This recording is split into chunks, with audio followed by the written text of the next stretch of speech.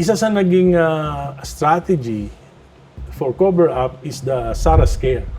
Kaya lang, ang nakikita ko nga na because of because we are afraid of Sara, then the truth will be sacrificed. Parang ang pinaglalabanan dito, hindi yung bansa natin. Ang pinaglalabanan dito, yung supremacy ng kani-kaniyang mga pamilya. Nasaan ang tao dito? So I don't think that the President Marcos can afford a Sara nor a Dilawan presidency. The only way is for a Marcos candidate who's truly loyal to the Marcos ang pwedeng pagkatiwalaan na manalo after 2028. Meron ba nun?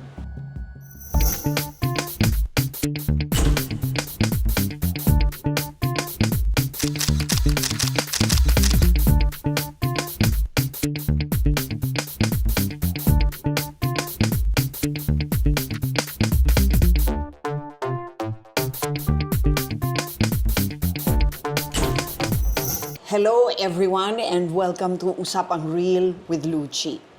Alam ko that by this time we're all sick of politics. But whether we like it or not, we are simply stuck. Yung flood control project scandal, wala na ang galit, wala na ang shock. Dahil hindi alam kung ano bang gagawin.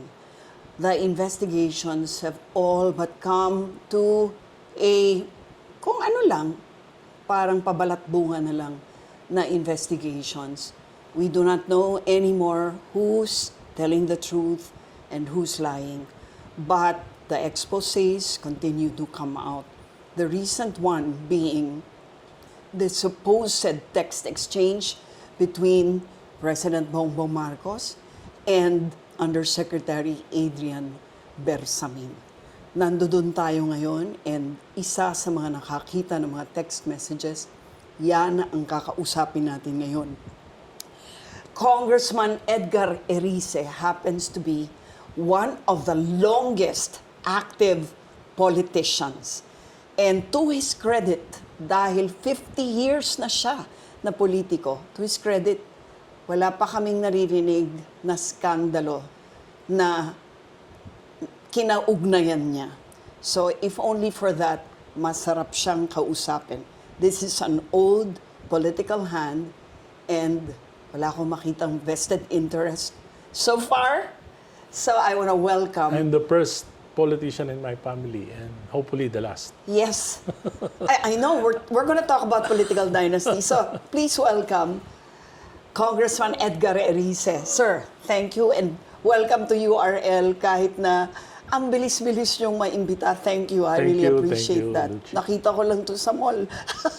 Tapos nilapitan ko, game na kaagad.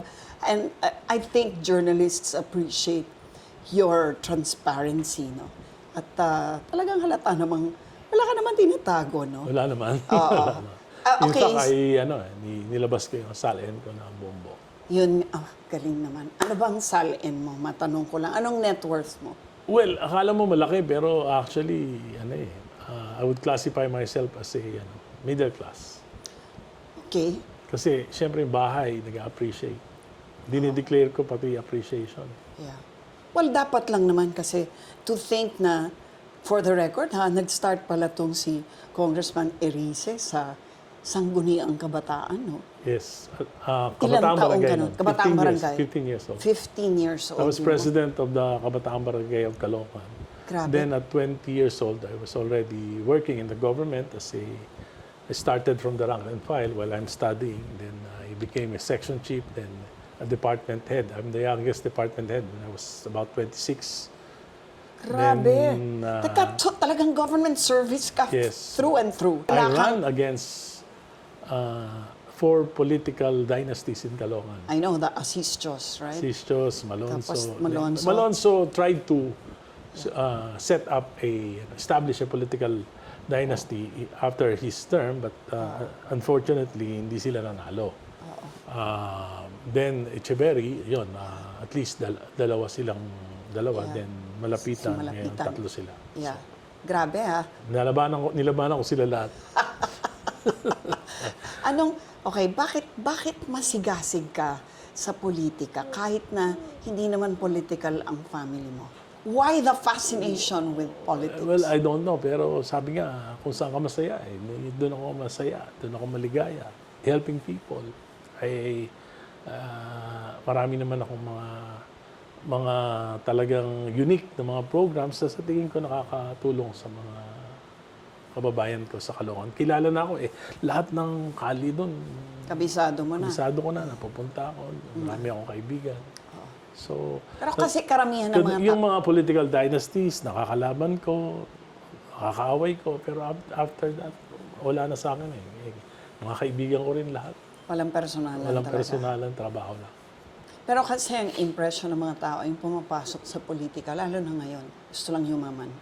Ay, sa akin Yung naman, hindi. nagkakakita ng gobyerno. Sabi nga ng misis ko, bakit pag wala ka sa pwesto, may pera tayo. Pag nasa pwesto ka, wala tayong pera. Baligtad, it's the other way around. Totoo ba? Magkano ba sweldo ng kongresista? Sa totoo lang.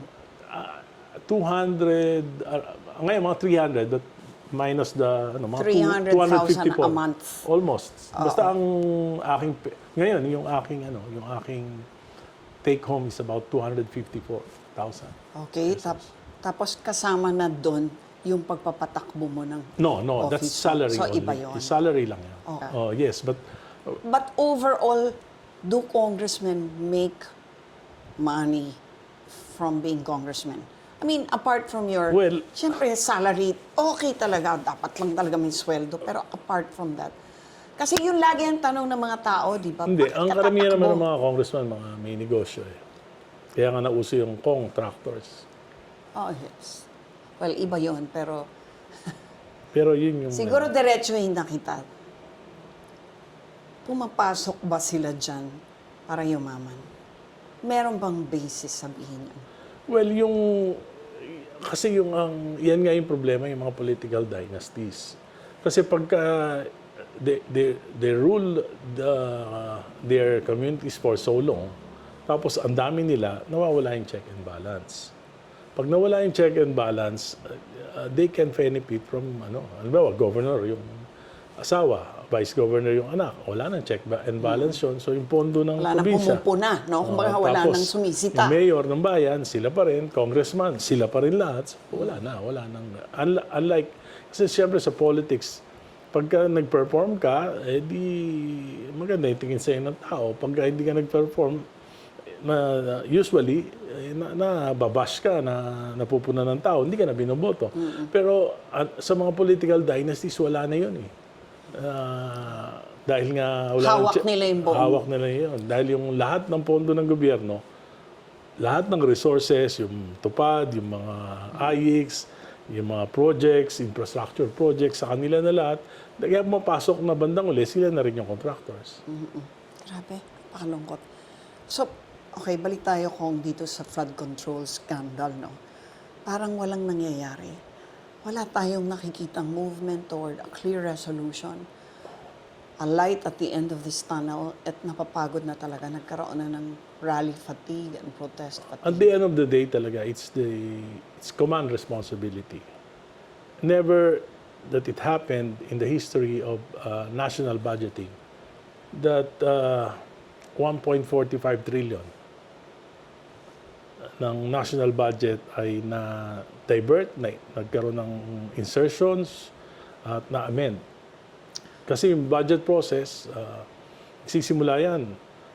For example, in 2027 budgets, January pa lang sinisimula na yung planning niyan ng mga from the grounds. Yes. Then to regional offices, to national offices, then to DBM, tapos kabinete, aprobahan niya, saka isasubmit sa Kongreso.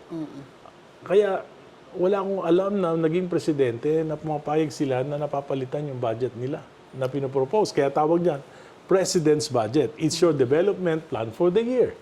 So pag pinalitan ng Kongreso yan, hindi mo na development plan yan. Di ba? Saka saan kukunin ng Kongreso yung mga program of works, yung mga programa na yan na hindi naman sila executive department. Exactly. Di ba? So what enabled him to do this? Bakit niya nagawa to? Paano nila nagawa to?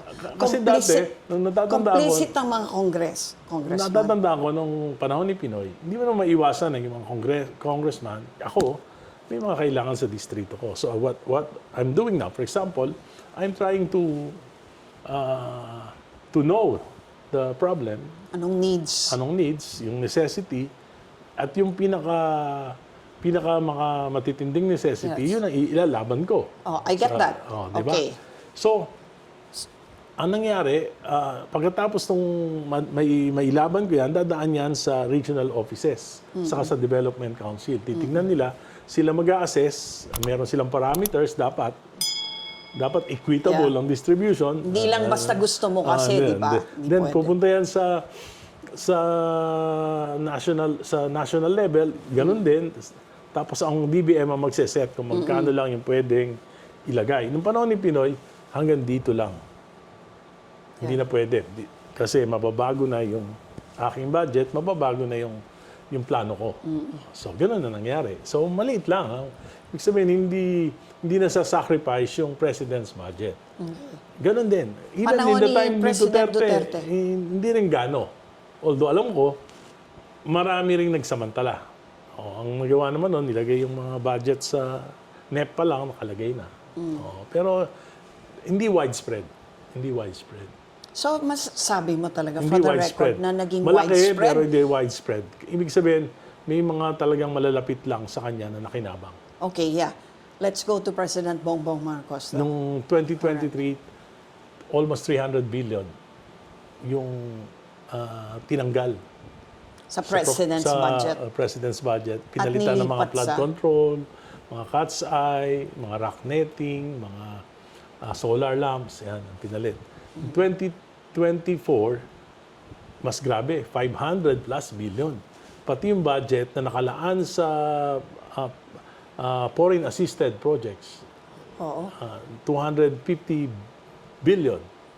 Yung mga maraming project yan. Pero yung two of the, known yung Metro Subway, saka yes. yung PNR Elevated Rail. Right. Hindi pa tapos. So, kinuha yung budget, nilagay sa program appropriations. So, walang cover. Walang, dapat yan, di ba? Yan ang dapat toka yan- natin. dapat yan may Toka program. ng Pilipinas Oo, yan. kasi may kontrata grant. tayo. Correct. May kontrata tayo. Oo. So, ilalabas lang nila yung counterpart nila kung merong cover. Nilagay nila yan sa program. Pinalitan na nila ng mga flood control, mga allocation sa mga Buti probinsya. hindi nagalit yung partner countries natin. May penalties. Meron So, mga nagbayad pa tayo commitment nun? fees. Mga So, nagbayad pa tayo penalties, nun? Yes. As a result? Yes, of course. Dahil dinivert natin? Yes. So, in fact, dun sa Metro Subway at PNR, ang total niya 1.3 trillion. So, ano nangyari? Dahil dyan sa pagda-divert into unprogrammed appropriation, ano nangyari dyan? Tinanong ko ito mismo during the budget deliberation, what will be the result because of that diversion? Sabi ni Secretary Banoy ng DOTR, the budget will increase by 20%. So 1.4 trillion, i-increase ng 300 billion. Almost. And ano mangyayari sa project? Tuloy naman. Tuloy, pero madidelay ang implementation. So, Kaya madidelay pa. 2028, dapat matapos yung Metro Subway, magiging 2032. Tapos yung So, ang PNR, taong bayan na naman ang talaga nalugi rito. Bukod dun sa almost 300 billion na malulugi sa atin, yung opportunity loss for 4 and 3 years. 4 for the subway and 3 years for the PNR elevated rail.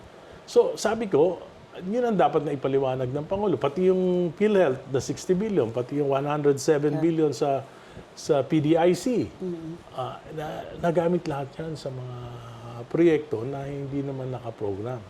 At kaya nga, nilalagay nila sa unprogrammed appropriation. First time in the history of Philippine budgeting na yung unprogrammed appropriations ay napakalaki.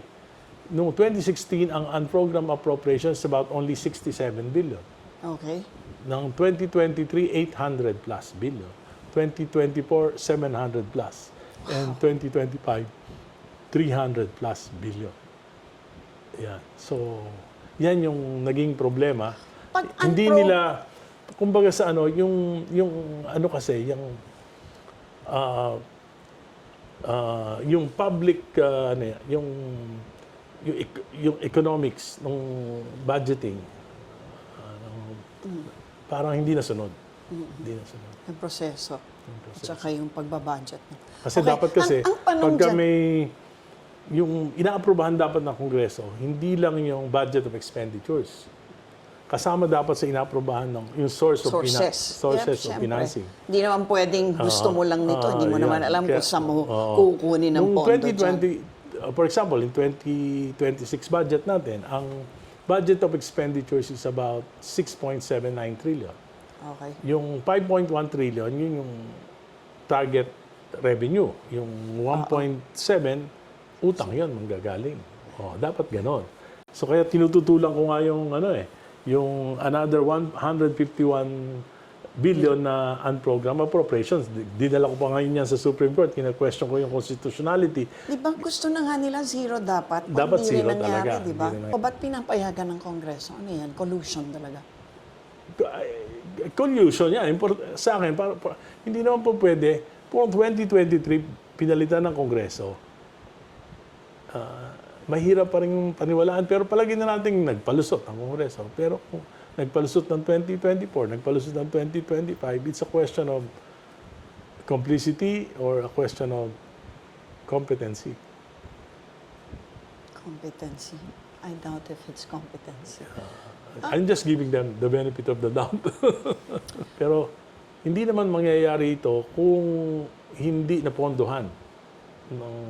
Irregular yung pagpopondo nitong mga lalo na yung mga flood control projects. So sabi ko, dapat sagutin ni Presidente, sinalaula for 3 years, 1.45 trillion, unprecedented. Bakit di siya kumibo? Do you think the President Ba't is... niya pinayagan? Bakit yung kabinete niya, especially the DBM, antitinik niya, alam niya lahat yan. Bakit sila pumayag?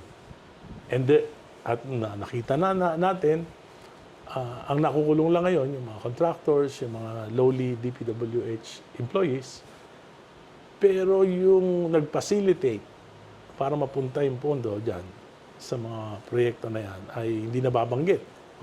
Pagka nababanggit na yung mga cabinet members, parang tumitigil na yung investigation. So, sabi ko, it seems that the government is not really serious in finding out the truth.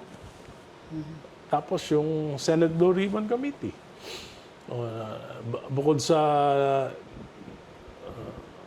sa nagpapalitan ng committee chairman sa Senate Blue Ribbon, nagpalitan sila, Lacson to Marcoleta, Marcoleta to Lacson again. Wala namang paikot-ikot lang. It's still parang ang nangyayari parang mag-aakusa, i-deflect, tapos mawawala. Parang paikot-ikot lang, parang move on, tapos hindi na, merong revelation, tapos mawawala na naman. Parang ganon. And I think the major reason is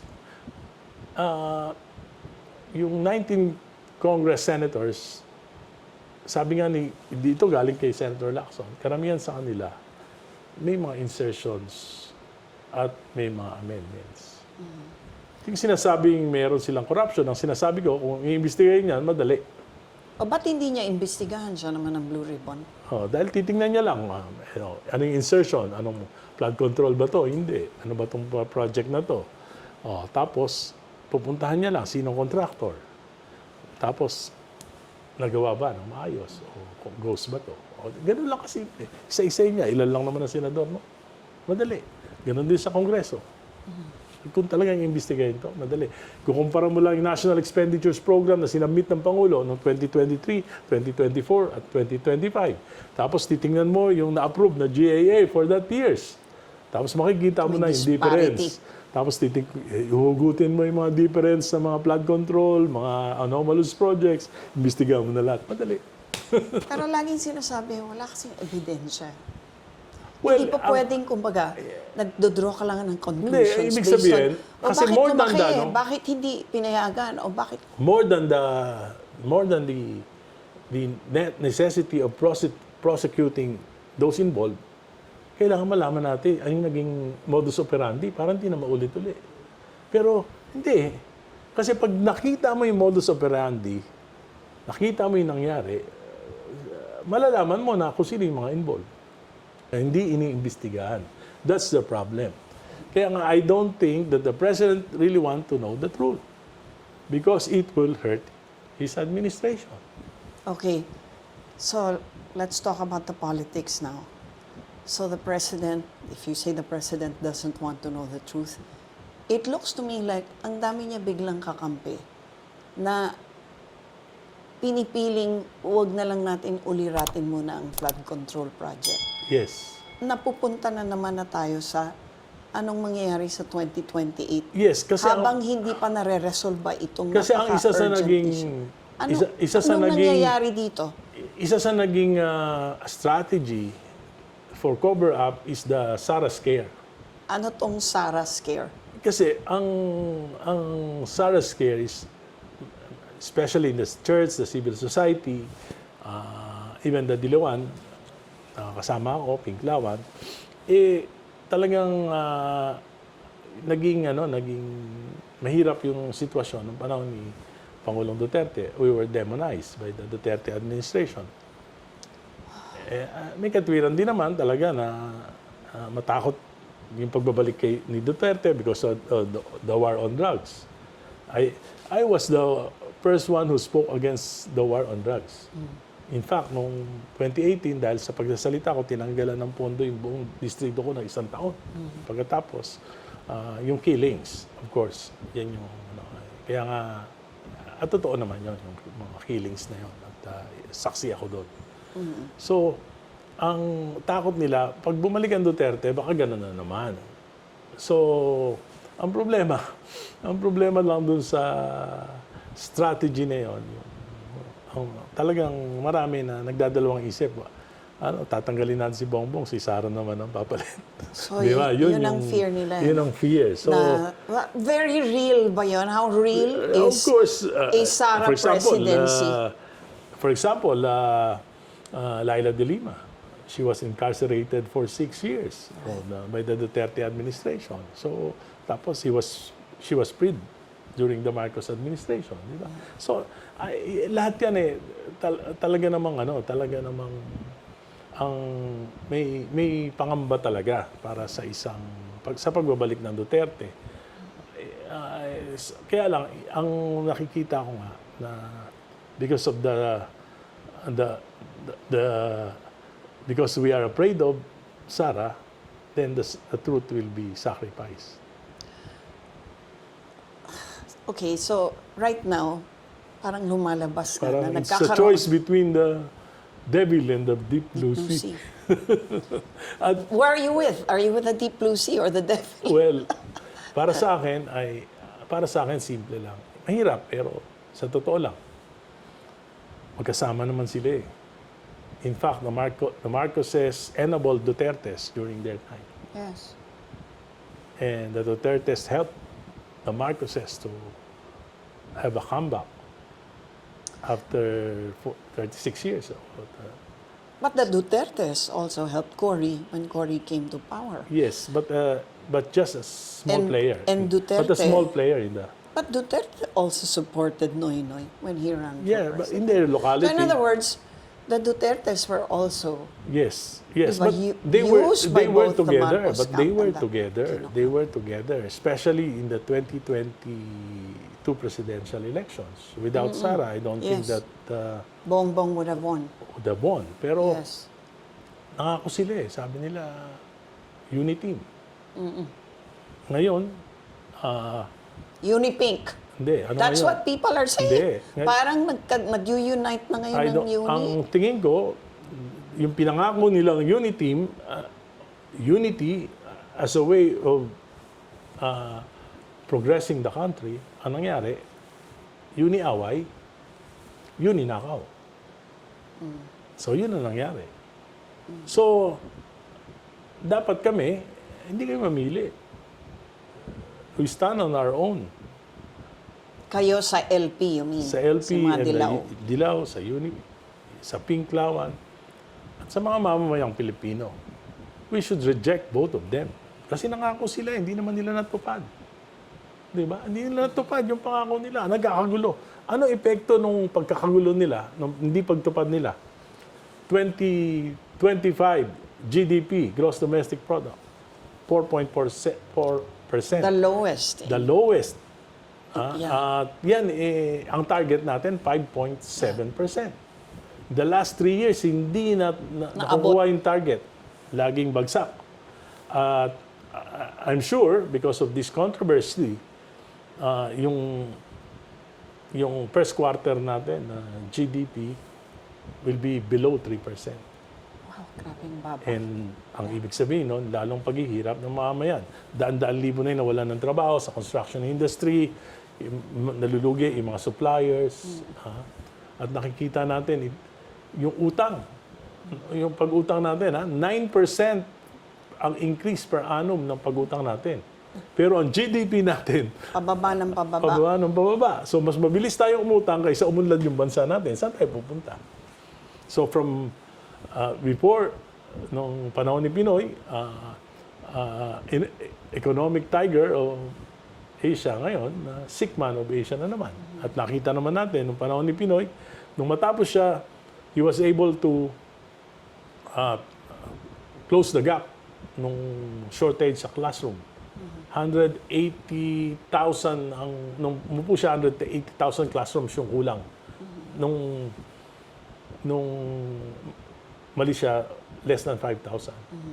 So ngayon balik tayo 165,000 yung ating kulang sa classrooms. Tapos yung foreign direct investment nung panahon ni Pinoy, $7 billion ang inflow. Okay. Ngayon, $7 billion ang outflow. Yes. So, kitang-kita natin, yung pinangako nila, hindi nila tinupad. Bakit ngayon, mamimili tayo sa kanilang dalawa? Bakit? Bakit nga ba? Hindi ko alam. Kaya nga ako, Marami. I'm trying to provide a check and balance. So, I'll just continue with criticizing both of them. And both of them are political dynasties. Parang ang pinaglalabanan dito, hindi yung bansa natin. Ang pinaglalabanan dito, sino yung supremacy ng kani-kaniyang mga pamilya. Nasaan ang tao dito? So, paki-describe mo nga sa amin ngayon ang atmosphere within the LP and the Dilawans and the Pinklawans. Well, siguro kailangan Divided ba? Divided Hindi ba? naman. Siguro pinipilit naman namin magkaisa pero tingin ko kulang pa kami ng discernment on what to do. Kasi 7 na taon na kaming nagdurusa As a party, as a party. talo. During the parang time ganon. of Pinoy, we were 747. Now we're back to Volkswagen.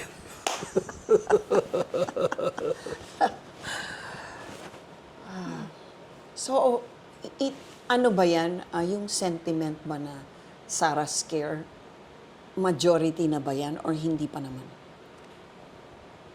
Sa LP? Yeah. Of course, majority. Majority na yan. Sa LP, So, sa LP, konti lang naman mukhang- kami. Kaya lang, if we will tolerate what the administration's doing now, meron itong napakasamang consequence in the near future.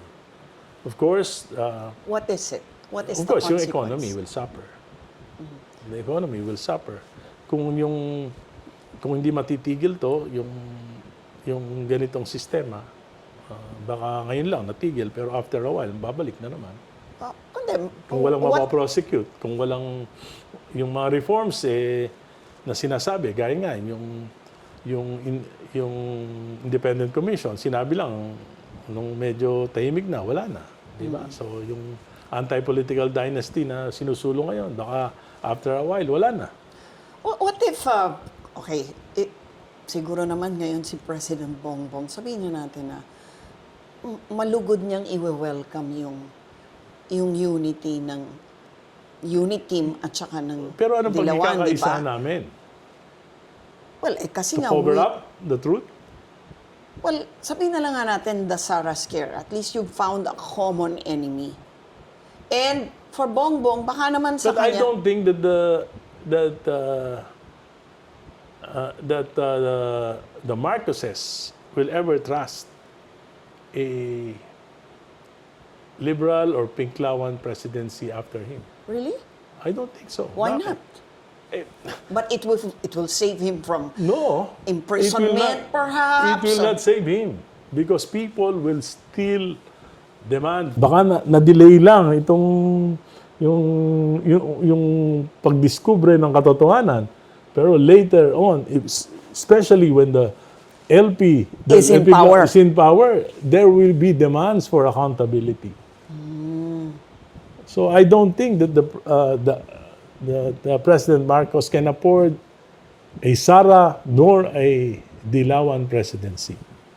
The only way is for a Marcos candidate who's truly loyal to the Marcos ang pwedeng pagkatiwalaan na manalo after 2028. Meron ba nun? Kaya nga, merong mga talks. Sabi ni Senator Tito Soto, we should change the Constitution because of the Supreme Court. The most ridiculous thing that I've ever heard. Decision. Sabi ni Senator Puno, we need a CONCON. Change the rules. Why do you find that ridiculous? Huh? Why do you find that ridiculous? There are many things that needs to be changed in the Constitution, but not that particular decision. The two-party system, multi-party system, tapos presidential. Marami talagang dapat palitan yung hindi malama. Kaya nga. So that's not a ridiculous proposition, right? The ridiculous proposition is It's the Supreme Court. the Supreme Court decision on impeachment is his reason why we need a constitutional change. That's not the reason you're That's saying. not the reason. The real reason is in order to maintain power by the majority, by the dynasties, by the oligarchs, those unelectable, is to change to a parliamentary form of government. Mas madaling makontrol ng mga dynasties. Okay, let's talk about the political dynasties, di ba? How can we ever free ourselves from the shackles of these dynasties that run our political life? Well, I've been fighting dynasties for so long. Even it predates the 1987 Constitution. I fought for dynasties in Caloocan. Still, mabuti nga, buhay pa ako. Buti nga, nanalo pa ako. Pero, ibig sabihin, yung proposal ko ngayon will eliminate path dynasties. It will tolerate at least 2 per family. Second degree of consanguinity. It's a product of principled compromise. Para na lang makapasa. At para maalis na yung... Pero ito na yung simula na mababawasan talaga kung wala na yung path dynasties. Kasi there are 3 parameters according to the framers of the Constitution para matawag natin talagang anti-political dynasty law. One is it will provide equal access and opportunities to ordinary. Kung dalawa lang per pamilya, okay na yan sa bawat probinsya. Yes. Isang national, isang local, Okay. different constituency. Tapos it will prevent the monopoly of power. Definitely, it will prevent. Dahil ngayon yung 6, mababawasan, magiging 2. Pangatlo, dapat hindi arbitrary. Kaya sinasabi ko, second degree lang. Kasi pag pinsa na, hindi na yan unimplementable, unenforceable. At kung ipapasa ito, chaos yan. So sa second degree, sino ang kamag-anak mo lang na Lolo, pwedeng tatay, anak, apo, kapatid. out yan? And affinity. Out yan. Hindi lahat siya sila. pwede tumakbo. Kasi So, kung pinsan, pwede na for yung example, mga- oo. yung pinsan, yan yung 4th degree. Yes. Bakit ko sinabing unimplementable? Tingnan mo. Kung 5 magpipinsan, tumakbo na sabay-sabay, sino yung disqualified? Sino yung qualified?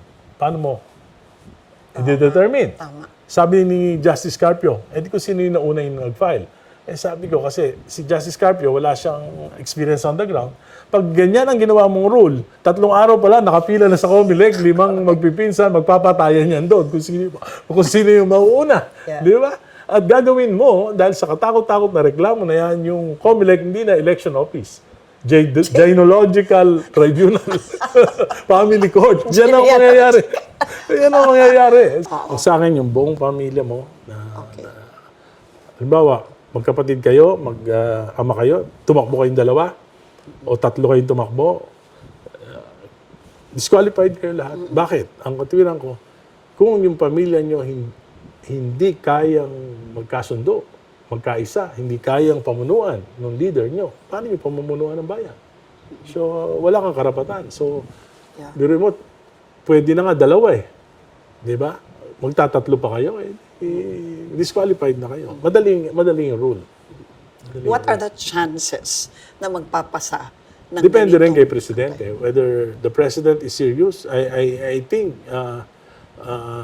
ito ay balancing act kay Presidente dahil siyempre kakampi niya yung mga karamihan ng political dynasties. And the reason for that, the reason kung nag-thrive yung mga political dynasties during the martial law, nagamit na yung dating Pangulong Marcos yung mga regional political warlords and dynasties para manatili sa kapangyarihan. Ang naging prinsipyo nun I scratch your back, you scratch my back. Kaya bawat na-establish yan. Nung mawala na si Presidente Marcos, may pagkakataon sana na mabawasan yung mga dynasties. Pero ang nangyari, yung 1987 Constitution, hindi nila pinagpaubaya pa nila sa Kongreso Correct. yung Hindi na lang definition. nila tinakda na Kaya kung nung ano nangyari, tapos Madugo rin kasi ba?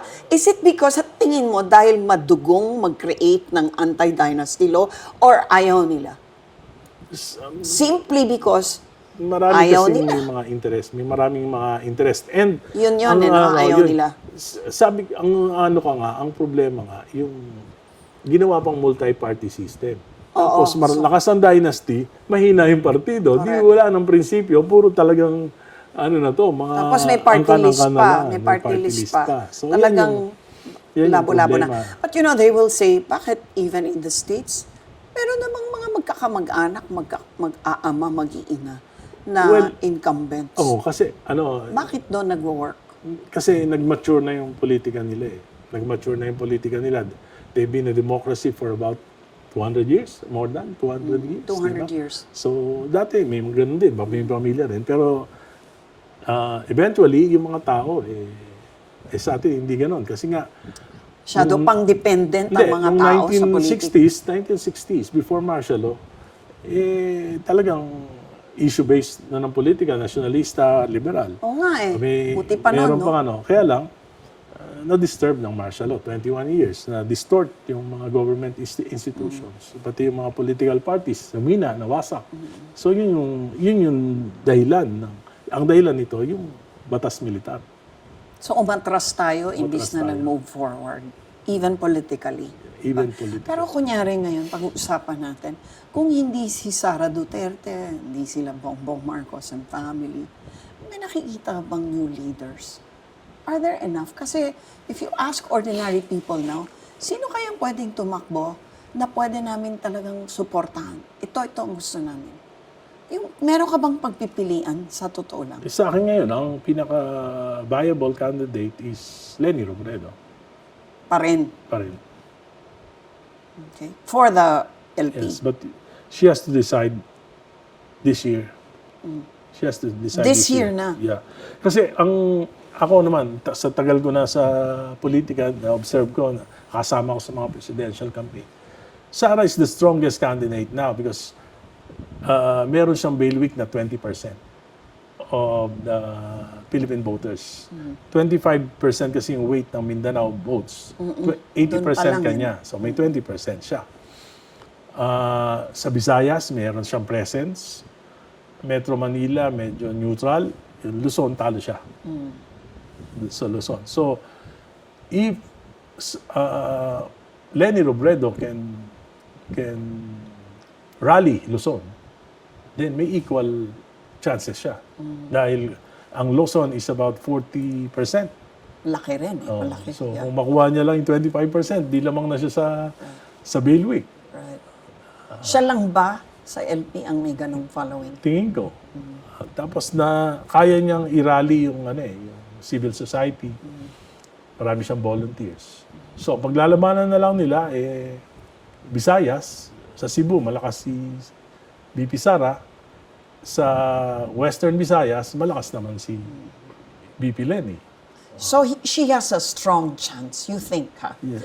So why would they need to, cozy up with the Marcoses just to be able to make sure that Sara I don't believe, is not... hindi ko alam, pero dapat hindi. Kasi hindi naman 1 plus 1 equals 2. Kasi 1 plus 1, baka yung issue against Marcos, minus 2, di 0.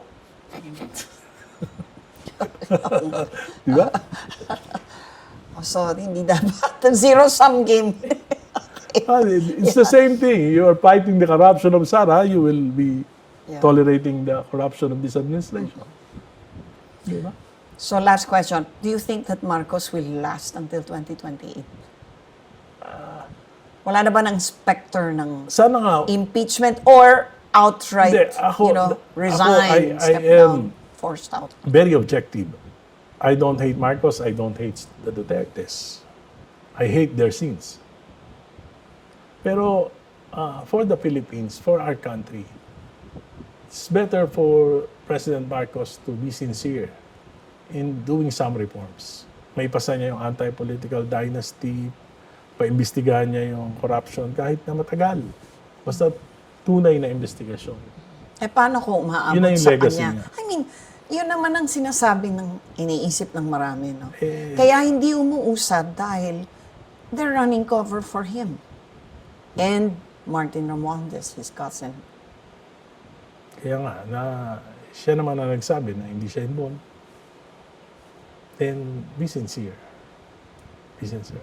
At least yung party system, party list system reform, law, pasa niya, anti-political dynasty, yung kadena, at least yung mga yun. At least parang